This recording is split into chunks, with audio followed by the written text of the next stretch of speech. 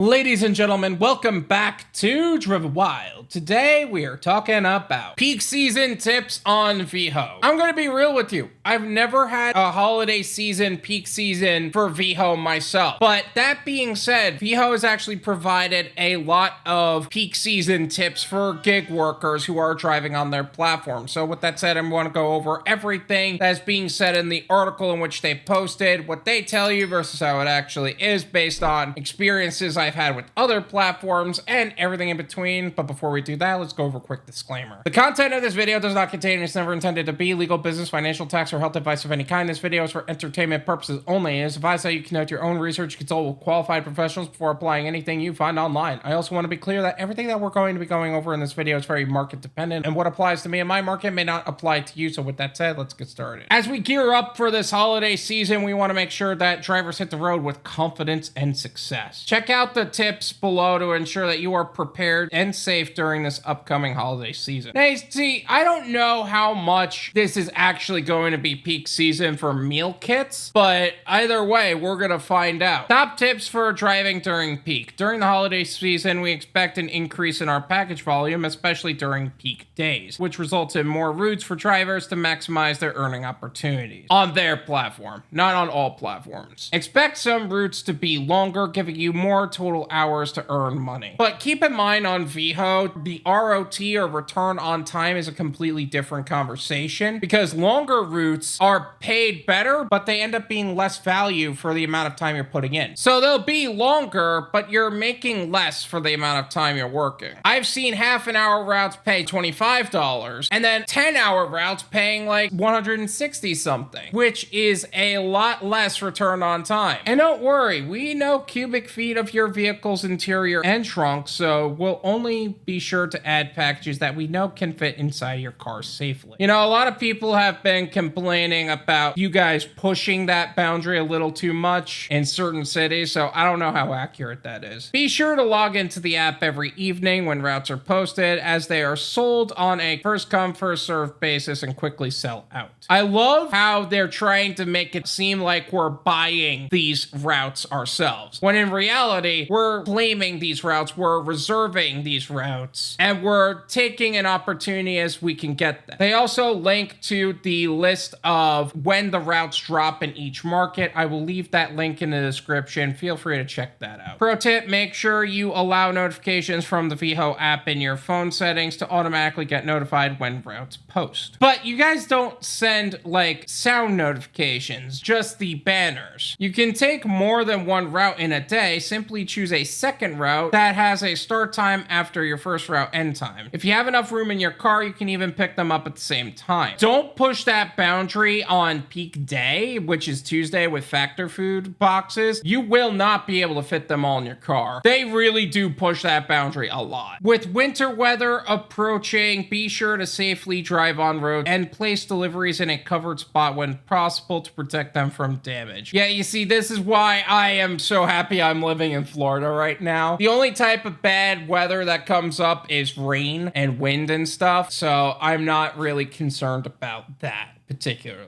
Or I'm not as concerned about it, is a better way to put it. And of course, they give a lot of general facts for new drivers as well as vehicle capacity stuff. Again, the link to this article is going to be in the description if you want to check out some of the more general aspects of it. Feel free to check that out. But with that said, this will be my first season, so I don't really have side notes for that. So let me know in the comments if there are any tips you would like to give to new drivers who are delivering packages for peak season, so that way we can all make the most amount of money in the least amount of time in the safest possible way. Thank you so much for watching. I really appreciate it. As always, make sure to hit the like button, subscribe if you're new, and I'll see you guys next time.